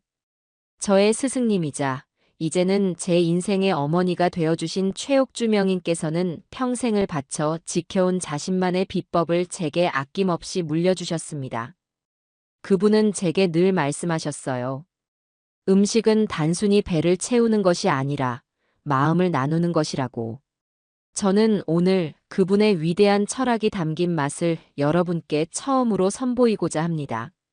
그 녀석의 뻔뻔한 거짓말이 전파를 타고 제 귀에까지 흘러들어왔습니다. 저는 아무런 표정 없이 화면을 응시했어요. 연설이 끝나자 홀 안에서는 우레와 같은 박수가 터져 나왔습니다. 그리고 마침내 오늘의 주인공, 서민지 키친의 대표 메뉴인 흑돼지 장조림이 손님들의 테이블 위로 서빙되기 시작했습니다. 카메라는 음식을 맛보는 사람들의 표정을 가까이에서 비추었습니다. 하얀 도자기 그릇에 정갈하게 담긴 장조림은 겉보기에는 그럴싸했어요. 사람들은 기대감에 찬 얼굴로 포크를 들었습니다. 그런데 음식을 입에 넣은 사람들의 표정이 하나같이 미묘하게 굳어지기 시작했습니다. 유명한 요리 평론가로 보이는 한 중년 남성은 고기를 한 점 씹더니 이내 눈썹을 살짝 찌푸렸어요. 그는 더 이상 음식을 입에 대지 않고 조용히 냅킨으로 입을 닫고는 포크를 내려놓았습니다. 다른 테이블에서도 비슷한 반응들이 터져 나왔어요. 생각보다 좀 질기네. 간장 맛이 왜 이렇게 쓰지? 깊은 맛이 없고 그냥 달기만 하잖아. 작게 속삭이는 목소리들이었지만 그 안에는 실망감이 역력했습니다. 분위기가 술렁이기 시작했어요. 며느리는 애써 태연한 척 웃으며 테이블 사이를 돌아다녔지만 사람들의 굳은 표정을 본 그녀의 얼굴도 점점 하얗게 질려갔습니다. 바로 그때였습니다. 기자석에 앉아있던 한 젊은 기자가 손을 번쩍 들었습니다. 그는 박민중 연구가가 미리 손을 써둔 진실을 밝혀줄 우리의 창이었습니다. 사회자가 마지못해 그에게 마이크를 건넸습니다. 기자는 자리에서 일어나 며느리를 똑바로 쳐다보며 아주 또렷하고 날카로운 목소리로 질문을 던졌습니다. 서민지 대표님, 자신을 최옥주 명인의 유일한 전수자라고 소개하셨는데요. 저희가 취재한 바에 따르면 며칠 전 최옥주가라는 상표가 특허청에 정식으로 출원되었고 그 권리자는 서민지 대표님이 아닌 최옥주 여사 본인으로 되어 있습니다. 심지어 오늘 아침 최옥주 여사 측 법률 대리인이 서민지 키친 측의 명예와 상표권 도용에 대한 내용 증명을 발송한 것으로 확인되었는데 이 점에 대해 어떻게 생각하십니까? 그 질문이 홀 안에 울려 퍼지는 순간 거대한 얼음물을 끼얹은 듯 모든 소음이 멎었습니다. 사람들의 시선은 전부 무대 위의 며느리에게로 쏠렸어요. 며느리의 얼굴은 하얗다 못해 파랗게 질려 있었습니다. 제일막의 끝을 알리는 종이 아주 요란하고 장엄하게 울려 퍼진 순간이었습니다. 젊은 기자의 질문은 그 자체로 폭탄이었습니다. 화려했던 연회장의 모든 공기가 순간적으로 얼어붙었어요. 며느리 서민지는 마이크를 쥔 채 그 자리에서 그대로 굳어버렸습니다. 그녀의 눈동자가 불안하게 흔들리는 모습이 대형 스크린에 고스란히 비치고 있었어요. 잠시 동안의 정적 끝에 며느리는 애써 웃음을 지어 보이며 말했습니다. 그게 무슨 말씀이세요? 아마 뭔가 착오가 있었을 겁니다. 저희 어머니, 아니 스승님께서 저를 얼마나 아끼시는데요. 상표권은 아마 저를 위해 대신 등록해 주신 걸 겁니다. 그렇죠? 그 말은 질문이 아니라 스스로에게 거는 주문처럼 들렸습니다. 하지만 그 어설픈 변명은 오히려 투자자들의 의심에 불을 지피는 꼴이 되었습니다. 앞자리에 앉아 있던 가장 많은 돈을 투자한 것으로 보이는 한 중년 남자가 자리에서 벌떡 일어났어요. 그는 험악한 인상으로 무대 위를 노려보며 외쳤습니다. 착오라고? 지금 장난하는 거요. 당신 우리한테 투자받을 때 분명히 최옥주 명인에게 모든 권리를 위임받았다고 하지 않았소. 이게 다 사기였어. 그의 고함과 함께 다른 투자자들도 여기저기서 술렁거리기 시작했습니다. 내 돈 돌려내. 이게 어떻게 된 일인지 똑똑히 해명해. 고성과 욕설이 터져나오기 시작했어요. 화려했던 파티는 순식간에 아수라장으로 변했습니다. 며느리는 당황해서 어쩔 줄 몰라 하며 아닙니다. 사실이 아니에요. 저를 믿어주세요. 라고 소리쳤지만 아무도 그녀의 말을 들으려 하지 않았습니다. 바로 그때였습니다. 연회장의 거대한 문이 육중한 소리를 내며 양쪽으로 활짝 열렸습니다. 소란스럽던 모든 사람들의 시선이 일제히 문 쪽으로 향했어요. 문 앞에는 제가 서 있었습니다. 제 옆에는 굳은 표정의 박민중 연구가가 함께였지요. 저는 평생 입어온 무명옷 그대로의 모습이었습니다. 화려한 파티의 손님들과는 어울리지 않는 초라한 행색이었지만 이상하게도 저를 향하는 그 누구도 감히 눈을 피하지 못했습니다. 저는 그 모든 사람들의 시선을 온몸으로 받으며 소란의 중심을 향해 천천히 그리고 당당하게 걸어 들어갔습니다. 제 발걸음 소리에 맞춰 시끄럽던 홀 안은 기이할 정도의 정적에 휩싸였습니다. 제가 무대 앞까지 걸어가자 며느리는 귀신이라도 본 듯한 표정으로 저를 보며 뒷걸음질 쳤습니다. 어머니. 어떻게 여기에. 그 녀석의 목소리는 공포에 질려 덜덜 떨리고 있었어요. 아들 종우는 이미 얼굴이 사색이 되어 그 자리에 얼어붙어 있었습니다. 저는 그 두 녀석을 잠시 싸늘하게 쳐다본 뒤 사회자가 내려놓은 마이크를 천천히 집어들었습니다. 그리고 홀 안에 모인 모든 사람들을 둘러보며 제 평생의 무게를 실어 조용하지만 단호하게 말했습니다. 제 소개를 하지요.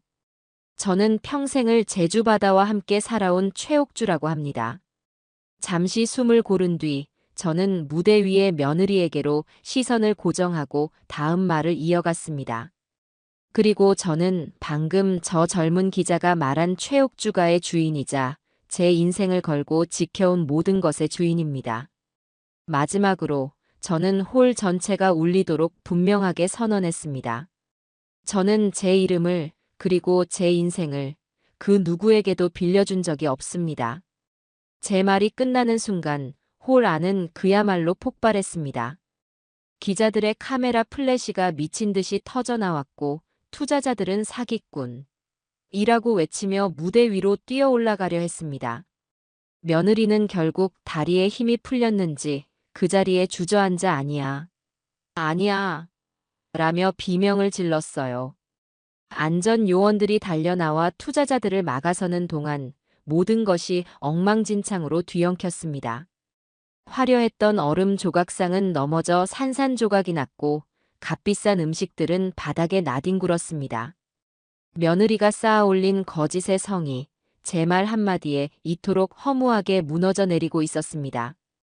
저는 그 아비규환의 현장을 등지고 조용히 몸을 돌렸습니다. 제 역할은 여기까지였으니까요. 돌아서는 제 눈에 망연자실한 표정으로 넋이 나간 채 서 있는 아들 종우의 모습이 들어왔습니다. 저는 그 녀석에게 단 한순간 아주 길고도 차가운 눈길을 보냈습니다. 그 눈빛에 담긴 실망과 분노, 그리고 경멸의 의미를 그 녀석은 아마 평생 잊지 못할 겁니다. 그렇게 저는 유유히 무너지는 성을 빠져나왔습니다. 제 이막은 저의 완벽한 승리로 끝이 났습니다. 어젯밤의 대소동은 밤새 인터넷을 뜨겁게 달구었습니다. 서민지 키친 론칭 파티, 알고 보니 대국민 사기극. 진짜 명인 최옥주 여사, 파티 현장에 등장해 모든 의혹 종결 같은 자극적인 제목의 기사들이 쉴 새 없이 쏟아져 나왔어요. 덕분에 제가 오늘 S호텔 오키드홀에서 열기로 한 최옥주가의 진짜 론칭 기자 간담회는 예고 없이 최고의 홍보 효과를 누리게 되었습니다. 어젯밤 크리스탈 볼룸에 있던 기자들은 물론이고 소문을 듣고 달려온 다른 기자들까지 합세해 작은 오키드홀은 발 디딜 틈도 없이 꽉 들어찼습니다. 홀의 분위기는 어젯밤과는 정반대였습니다. 화려한 장식이나 시끄러운 음악은 없었어요. 대신 홀 중앙에는 제가 평생 사용해온 손때 묻은 무쇠속과 도마가 조촐하게 놓여 있었고 은은한 제주 들꽃 향기가 공간을 채우고 있었습니다. 기자들은 어젯밤의 소동 때문인지 잔뜩 상기된 표정으로 조용히 저의 등장을 기다리고 있었어요. 약속된 시간이 되자 저는 박민중 연구가와 함께 단상에 섰습니다. 수십 개의 카메라 플래시가 한꺼번에 터졌지만 저는 조금도 위축되지 않았습니다.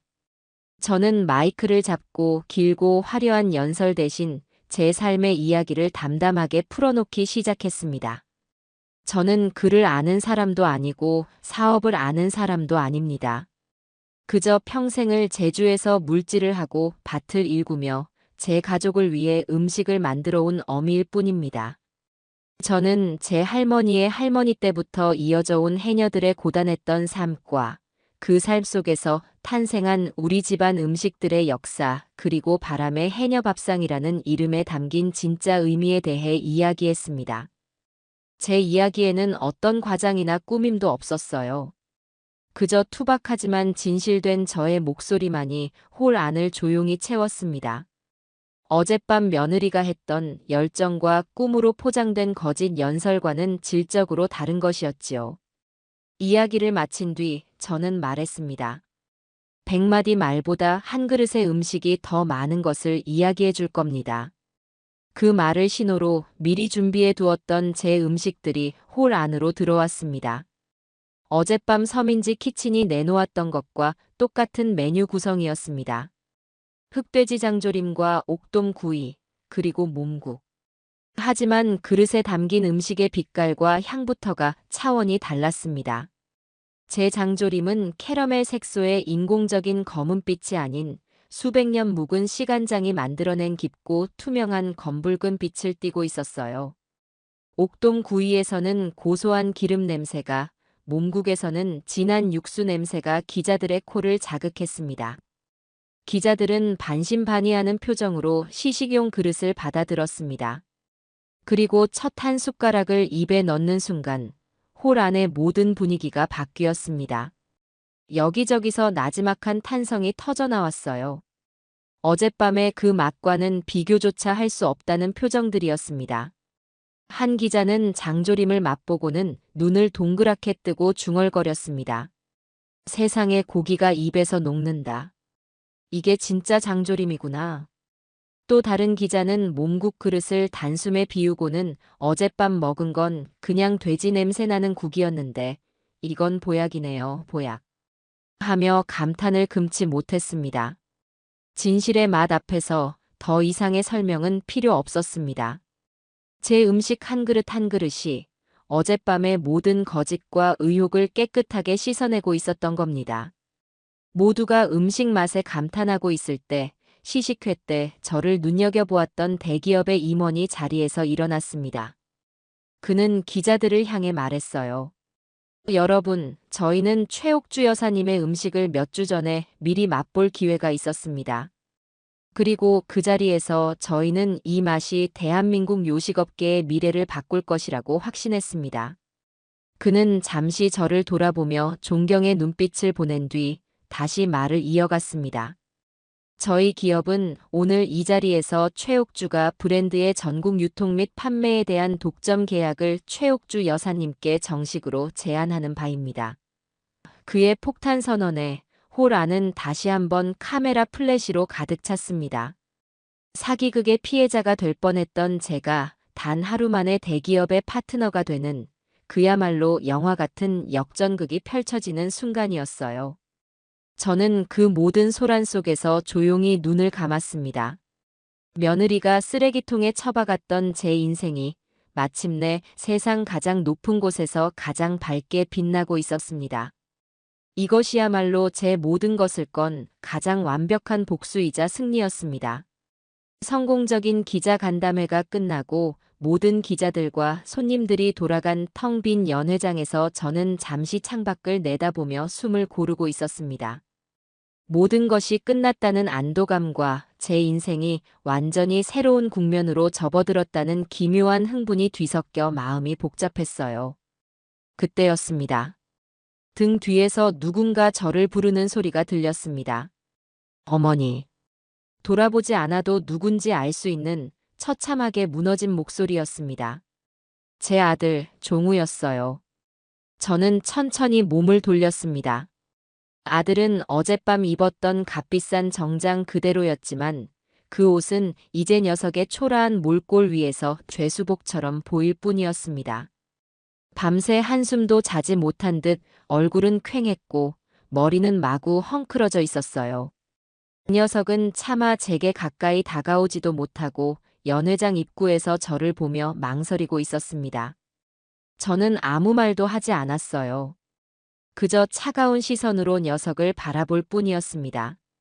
제 침묵이 더 견디기 힘들었는지 아들은 이내 비틀거리며 제 앞으로 다가왔습니다. 그리고는 쿵 하는 소리와 함께 제 발치에 무릎을 꿇었습니다. 어머니, 제가 죽일 놈입니다. 아들은 바닥에 이마를 찌으며 오열하기 시작했습니다. 제가 다 망쳤습니다. 어머니. 제가 못나서, 제가 어리석어서 어머니의 얼굴에 똥칠을 하고 우리 집안을 망신시켰습니다. 그 녀석은 어린아이처럼 엉엉 울며 용서를 빌었습니다. 저는 여전히 아무 말 없이 녀석의 등을 내려다보았어요. 눈물만 흘린다고 해서 모든 것이 용서될 수는 없는 일이었으니까요. 한참을 울던 아들은 간신히 고개를 들고 제게 모든 것을 고백하기 시작했습니다. 민지 씨, 아니 서민지 씨를 만나고부터 모든 게 잘못됐어요. 그 녀석의 입에서 나온 이야기는 제가 생각했던 것보다 훨씬 더 한심하고 비참했습니다. 아들은 며느리의 허영심을 채워주기 위해 자신의 능력을 넘어서는 빚을 내기 시작했고 그 빚은 눈덩이처럼 불어나 감당할 수 없는 수준이 되었다고 했습니다. 그때 며느리가 제안한 것이 바로 제 비법을 이용한 사업이었어요. 서민지 씨는 어머니의 손맛이 돈이 될 거라고 했어요. 어머니를 잘 구슬려서 레시피를 알아내고 그걸로 투자를 받아서 한몫 단단히 챙긴 뒤에 빚도 갚고 호화롭게 살자고요. 아들은 처음에는 망설였지만 빚독촉에 시달리다 결국 며느리의 제안을 받아들였다고 했습니다. 제가 서울에 반찬을 싸들고 왔던 그날, 그들은 이미 투자자들에게 거짓말을 해놓은 상태였고 제 등장에 모든 것이 틀어질까 봐 저를 그렇게 매정하게 내쫓았던 것이었습니다. 아들은 울면서 모든 것을 털어놓았습니다. 자신의 나약함과 어리석음, 그리고 돈에 눈이 멀어 제 어미를 배신한 죄까지. 모든 고백이 끝났을 때 녀석은 다시 바닥에 머리를 박고 제 처분만을 기다리고 있었습니다. 저는 그때까지도 단 한마디도 하지 않고 모든 것을 듣고만 있었어요. 연회장 안에는 아들의 비통한 울음소리만이 가득했습니다. 한참의 침묵 끝에 제가 처음으로 입을 열었습니다. 제 목소리는 얼음처럼 차갑고 단단했어요. 일어나거라. 제 말에 아들은 움찔하며 천천히 고개를 들었습니다. 그리고 내 말을 똑똑히 듣거라. 저는 녀석의 눈을 똑바로 쳐다보며 말했습니다. 너가 흘린 눈물이 내 죄를 씻어주지는 않는다. 내 죄는 너 스스로의 행동으로 씻어야 하는 것이야. 저는 녀석에게 두 가지를 명령했습니다. 첫째, 당장 그 여자와 이혼해라. 너의 인생을 나락으로 빠뜨리고 내 이름에 먹칠을 한 그 여자와는 단 하루도 더 같이 살아서는 안 된다. 둘째, 너희들이 투자자들에게 사기친 그 모든 돈, 단 한 푼도 남김없이 네 힘으로 벌어서 갚아라. 내게 손 벌릴 생각은 꿈도 꾸지 마라. 집을 팔든 막노동을 하든 수십 년이 걸리더라도 네가 싼 똥은 네가 치우는 것이다.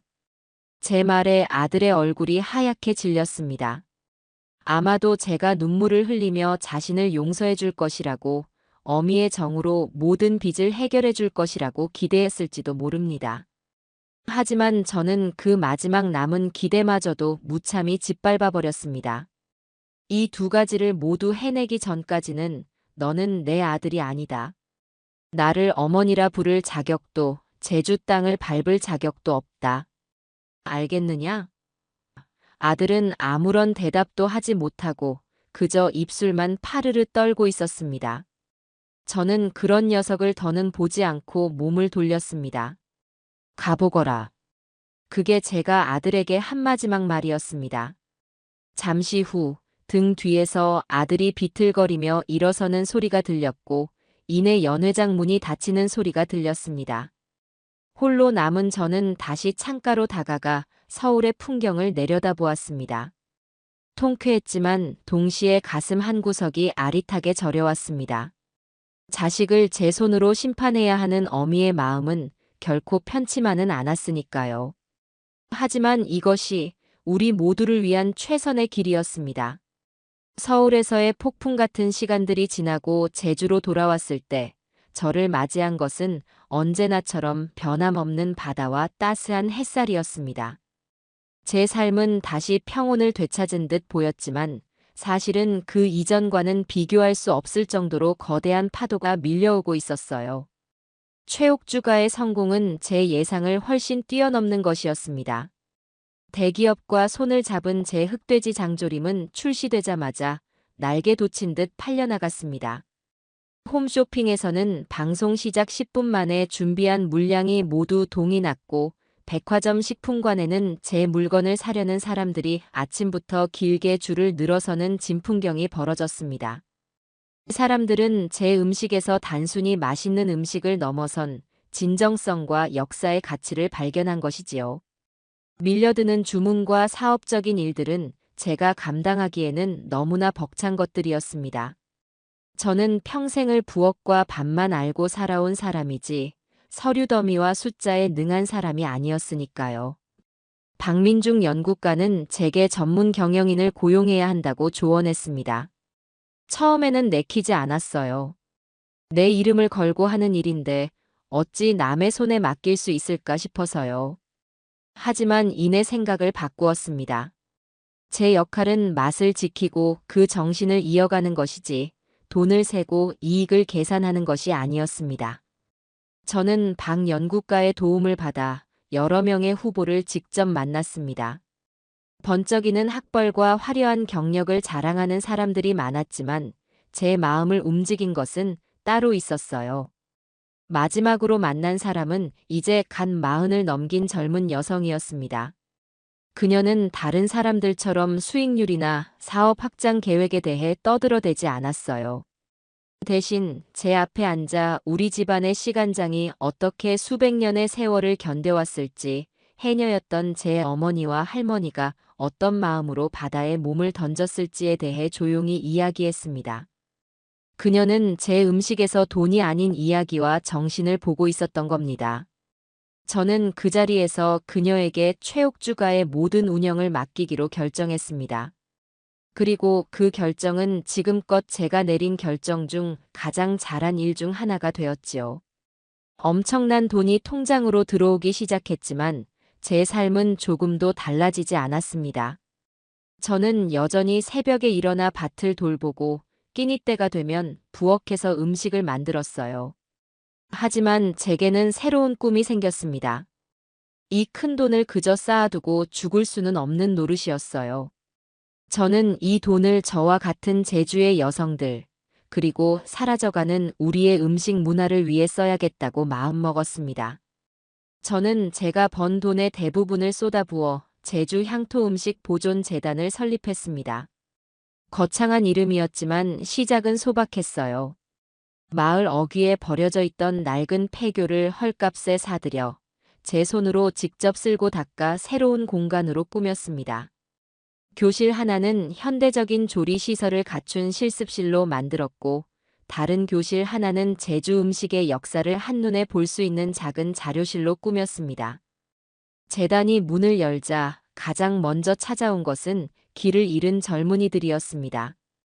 도시 생활에 지쳐 귀향했지만 무엇을 해야 할지 막막해하던 청년들, 요리사가 되고 싶지만 값비싼 학비를 감당할 수 없었던 앳된 학생들. 저는 그 아이들을 제 첫 제자로 받아들였습니다. 저는 그들에게 단순히 레시피를 가르치지 않았어요. 콩 한 알을 심어 된장을 담그기까지의 기다림을 가르쳤고, 거친 바다에서 해산물을 얻어오는 해녀들의 숨비 소리를 들려주었으며, 제 손에 박인 굳은 살을 보여주며 정직한 노동의 가치를 이야기했습니다. 아이들은 스펀지처럼 제 모든 것을 빨아들였습니다. 낡은 학교는 아이들의 웃음소리와 맛있는 음식 냄새로 다시 활기를 되찾기 시작했어요. 저는 그 모습을 보며 며느리에게 가짜 레시피를 알려주던 때와는 비교할 수 없는 진짜 가르치는 기쁨을 느꼈습니다. 그것은 돈으로는 결코 살 수 없는 제 삶의 가장 큰 보상이었습니다. 제 복수는 단순히 누군가를 파멸시키는 것에서 끝나지 않았습니다. 그 아픔을 딛고 일어선 자리에서 저는 수많은 새로운 희망의 씨앗들을 심고 있었던 겁니다. 제 인생의 후반전은 그렇게 전혀 예상치 못한 방식으로 더욱 풍요롭고 의미 있게 채워져 가고 있었습니다. 제주에서의 제 삶이 새로운 활기로 채워져 가는 동안에도 서울에서 시작된 폭풍의 잔해들은 한동안 세상을 떠들썩하게 만들었습니다. 저는 일부러 신문도 보지 않고 텔레비전도 멀리했지만 조카 녀석이 전해주는 소식까지 막을 수는 없었어요. 며느리 서민지에 대한 이야기는 그야말로 한 편의 막장 드라마와도 같았습니다. 서민지 키친의 사기 행각은 언론의 집중 포화를 맞았고, 그녀에게 투자했던 사람들이 연이어 사기 혐의로 그녀를 고소했습니다. 경찰 조사가 시작되자 며느리의 거짓말과 허영으로 가득했던 삶이 속속들이 드러났습니다. 그녀가 SNS에 자랑했던 명품들과 외제차는 대부분이 렌트이거나 가짜였고, 유명 투자사로부터 받았다는 거액의 투자금 역시 실제로는 소수의 지인들에게 부풀려 받은 돈에 불과했습니다. 그녀는 처음부터 끝까지 거대한 거품 속에 살고 있었던 겁니다. 법정에 선 며느리의 모습이 신문 사회면에 작게 실리기도 했습니다. 제가 마지막으로 보았던 그 화려하고 당당한 모습은 온데간데 없고 초췌한 얼굴로 고개를 푹 숙인 모습이었다고 해요. 그녀는 법정에서도 자신의 잘못을 뉘우치기보다는 모든 것이 남편과 시어머니의 탓이라며 끝까지 변명을 늘어놓았다고 합니다. 결국 재판부는 그녀의 죄질이 매우 나쁘다고 판단하여 사기와 횡령 등의 혐의로 그녀에게 실형을 선고했습니다. 한때 젊고 유망한 사업가로 주목받던 그녀의 인생은 그렇게 차가운 교도소 담장 안에서 허무하게 끝이 나버린 것이지요. 그 소식을 전해 들었을 때 제 마음은 이상하리만치 평온했습니다. 통쾌하다거나 고소하다는 생각은 들지 않았어요. 그저 제자리로 돌아갈 것들이 돌아갔구나 하는 생각뿐이었습니다. 그녀의 몰락은 제가 만든 것이 아니라 그녀 자신의 탐욕과 허영이 스스로를 삼켜버린 결과였으니까요. 저는 더 이상 그녀의 인생에 아무런 관심도 감정도 남아있지 않았습니다. 며느리의 몰락과 반대로 세상은 저의 이야기를 영웅담처럼 퍼뜨리기 시작했습니다. 몇몇 방송국에서는 제 인생을 다큐멘터리로 만들고 싶다고 연락이 왔고, 유명한 잡지사에서는 표지 모델이 되어달라는 황당한 제안을 하기도 했습니다. 전통의 가치를 지켜낸 위대한 어머니, 자신의 삶을 되찾은 강인한 여성 등 저를 수식하는 온갖 화려한 말들이 넘쳐났습니다. 제주에 있는 제 집 앞에는 제 얼굴이라도 한번 보려는 관광객들이 몰려들어 한동안 몸살을 앓기도 했어요. 하지만 저는 그 모든 소란 속에서 묵묵히 제 자리를 지켰습니다. 저를 찾아온 기자들에게 저는 이렇게 말했어요. 나는 대단한 사람이 아닙니다. 그저 내 밥그릇, 내 부엌을 지키려 했을 뿐이에요. 나를 영웅으로 만들지 마세요. 대신 평생을 묵묵히 밭을 갈고 바다를 지키며 살아온 제주의 수많은 어머니들을 기억해 주세요. 내가 한 음식의 맛은 내 것이 아니라 바로 그분들의 것이니까요. 저는 모든 인터뷰를 사양하고 방송 출연 제의도 거절했습니다. 유명세는 아침 안개와도 같아서 해가 뜨면 이내 사라져버리는 허망한 것이라는 걸 저는 잘 알고 있었습니다. 제가 진정으로 집중한 것은 오직 재단의 아이들과 제 부엌을 지키는 일이었습니다. 아이들은 하루가 다르게 성장했고, 이제는 제법 그럴싸한 음식을 만들어내기 시작했어요. 저는 아이들과 함께 텃밭을 가꾸고 함께 장을 담그며 함께 웃고 떠들었습니다. 그 아이들이야말로 제 진짜 명예이고 제 살아있는 유산이었습니다. 세상이 저를 어떻게 평가하든 저는 조금도 흔들리지 않았어요. 저는 여전히 제주 해풍을 맞으며 밭에 씨앗을 심고 바람의 해녀 밥상이라 이름 붙인 제 작은 공간에서 정성껏 음식을 만드는 최옥주일 뿐이었습니다. 세상의 평가는 바람과도 같아서 그저 스쳐 지나가게 내버려두면 그만이었습니다. 제 뿌리는 이 제주 땅 깊숙한 곳에 단단히 박혀 있었으니까요. 세월은 참으로 무심하게 또 공평하게 흘러갔습니다. 며느리와 아들 녀석에 대한 떠들썩했던 세상의 관심은 이내 다른 사건들에 묻혀 희미해졌고 제 삶은 제주에서의 새로운 일상 속에 단단하게 뿌리를 내렸습니다. 재단은 이제 제법 자리를 잡아 제가 없어도 젊은 제자들이 훌륭하게 운영해 나갈 정도가 되었어요.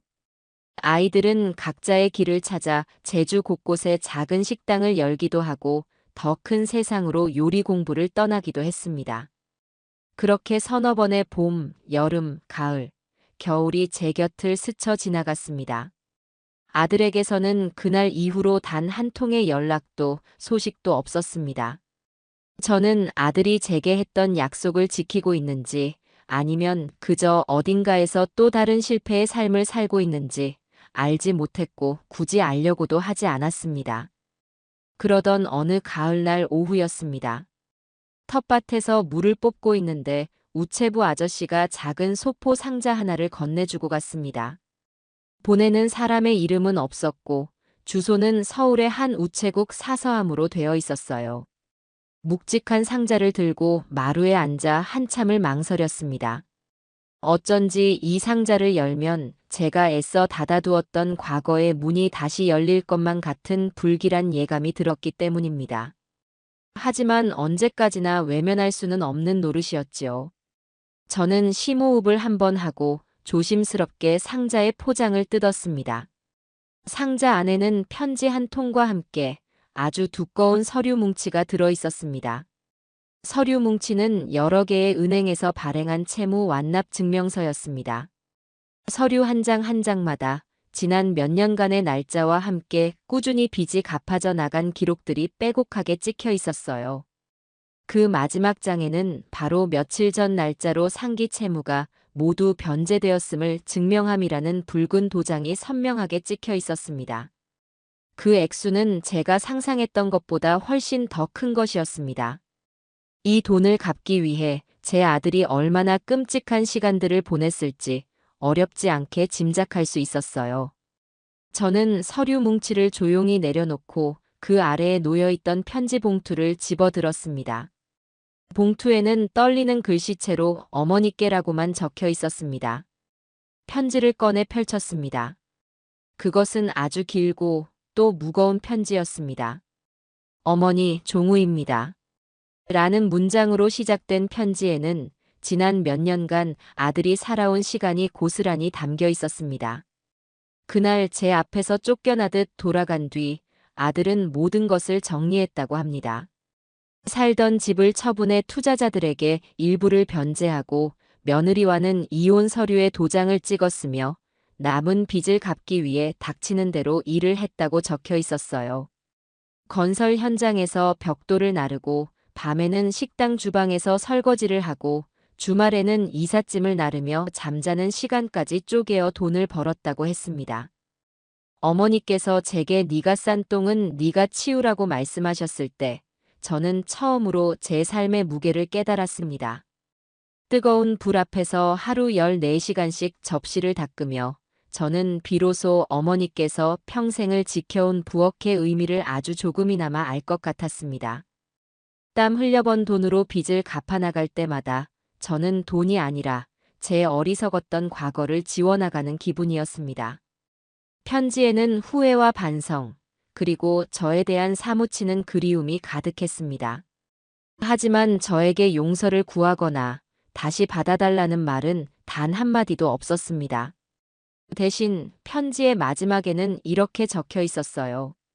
어머니, 저는 이제 모든 빚을 다 갚고 서울 변두리의 작은 식당에서 주방 보조로 새로 일을 배우고 있습니다. 언젠가 아주 오랜 시간이 흐른 뒤에 제 손으로 만든 따뜻한 밥 한 그릇을 어머니께 올릴 수 있는 날이 온다면 저는 더 이상 바랄 것이 없겠습니다. 부디 그때까지 건강하셔야 합니다. 불효자식 종우 올림. 저는 편지를 다 읽고 손에 든 종이가 축축하게 젖어 있는 것을 발견했습니다. 제 눈에서 눈물이 흐르고 있었던 겁니다. 그것은 슬픔의 눈물도 분노의 눈물도 아니었어요.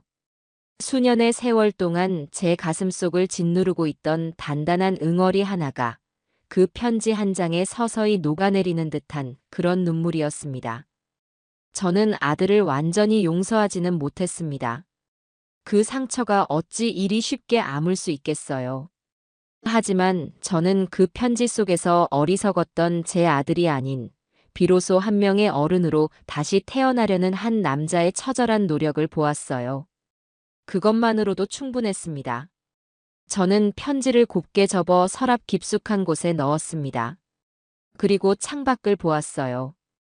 어느새 붉은 저녁 노을이 제주 바다를 아름답게 물들이고 있었어요. 아직은 때가 아니지만 언젠가는 제 아들이 내미는 그 밥상을 마주할 날이 올지도 모르겠다는 아주 작은 희망의 불씨가 제 마음속에서 조용히 피어오르고 있었습니다. 또다시 몇 번의 계절이 강물처럼 흘러갔습니다. 이제 마을 사람들은 저를 옥주 할망이라고 부르기보다는 최옥주 선생님 혹은 우리 재단 어르신이라고 더 많이 불렀어요. 제 얼굴의 주름은 더욱 깊어졌고 허리는 조금 더 굽었지만 제 눈빛은 그 어느 때보다 단단하고 평화로웠습니다. 저는 이제 제주의 상징과도 같은 사람이 되어 있었어요. 하지만 저는 여전히 매일 아침 동트기 전 일어나 바람에 해녀 밥상 팻말이 걸린 제 부엌으로 들어가는 것으로 하루를 시작합니다. 제 삶의 근본은 조금도 변하지 않았으니까요. 재단은 이제 제주를 넘어 대한민국 전체에서 가장 권위 있는 향토 음식 연구 기관 중 하나가 되었습니다. 제가 처음 가르쳤던 아이들은 이제 어엿한 요리사가 되어 재단의 든든한 기둥으로 자라주었어요. 그 아이들이 또 다른 어린 학생들의 손을 잡고 조리법을 가르치는 모습을 볼 때면 저는 세상 가장 큰 부자가 된 듯한 충만함을 느끼곤 합니다. 저는 이제 직접 요리를 가르치기보다는 텃밭에 앉아 흙을 만지거나 마루에 앉아 아이들이 떠드는 소리를 듣는 것을 더 좋아하게 되었어요. 제가 없어도 저의 정신과 맛은 저곳에서 끊임없이 이어지고 살아 숨 쉴 테니까요. 가끔, 아주 가끔 서울에서의 그 소란스러웠던 날들을 떠올려 보곤 합니다. 며느리의 경멸에 찬 눈빛, 아들의 무력했던 뒷모습, 그리고 제 모든 것이 쓰레기 취급을 당했던 그 끔찍한 순간들. 그 기억들은 이제 더 이상 저를 아프게 하지 않아요. 그저 아주 오래된 흑백 영화의 한 장면처럼 아련하게 남아있을 뿐입니다. 만약 그때 제가 그 모든 수모를 참고 제주로 돌아왔다면 어땠을까요? 아마 저는 평생을 가슴에 화를 담고 자식과 세상을 원망하며 남은 생을 보냈을지도 모릅니다. 하지만 저는 그러지 않았습니다. 저는 도망치는 대신 정면으로 맞서 싸우기로 결심했고, 제 손으로 직접 제 인생의 가치를 증명해 보였습니다. 사람들은 저의 이야기를 통쾌한 복수극이라고 말합니다. 물론 틀린 말은 아니에요. 하지만 시간이 흐르고 모든 것이 제자리를 찾은 지금, 저는 깨닫게 됩니다. 제 인생 최고의 복수는 단순히 누군가를 무너뜨리고 벌을 준 것이 아니었다는 것을요. 진짜 복수는 그들의 경멸과 조롱에도 불구하고 나 자신을 잃지 않은 것이었습니다. 그들이 쓰레기라 칭했던 내 삶의 방식을 끝까지 지켜내고 그것이 얼마나 가치 있는 것인지를 세상에 증명해 보인 것. 그리고 그 아픔의 시간들을 걸음 삼아 제 인생을 이전보다 훨씬 더 풍요롭고 의미 있는 것으로 가꾸어낸 것. 그것이야말로 그 어떤 것과도 비교할 수 없는 가장 완벽하고 위대한 복수였습니다. 오늘도 저는 마루에 앉아 저물어가는 제주 바다를 바라봅니다. 수평선 너머로 해가 넘어가며 세상은 온통 따뜻한 주황빛으로 물들어갑니다. 재단 부엌에서는 제자들이 저녁 식사를 준비하는지 구수한 된장국 냄새가 바람을 타고 실려옵니다. 그때 등 뒤에서 조용한 발소리가 들리더니 제 옆에 따뜻한 찻잔이 하나 놓입니다. 선생님, 날이 쌀쌀합니다. 따뜻한 감귤차 한 잔 하세요. 제 첫 제자였던 아이가 이제는 재단의 살림을 도맡아 하는 듬직한 청년이 되어 제 곁에 앉습니다. 우리는 아무 말 없이 나란히 앉아 아름다운 제주의 노을을 바라봅니다. 문득 아주 오랜만에 아들 녀석의 얼굴이 떠올랐습니다. 지금쯤 어디선가 자신만의 부엌에서 정직하게 땀 흘리며 살아가고 있겠지요. 언젠가 그 녀석이 제 앞에 떳떳하게 나타날 그날을 이제는 조급하지 않게 기다려줄 수 있을 것 같습니다. 제 마음은 이제 그 모든 것을 품을 수 있을 만큼 넓고 또 깊어졌으니까요. 저는 찻잔을 들어 향긋한 온기를 한 모금 머금었어요. 제 인생은 파도처럼 수없이 흔들렸지만 단 한 번도 부서지거나 길을 잃지 않았습니다. 저는 이 거친 제주 바다를 닮은 강인한 해녀의 딸이니까요.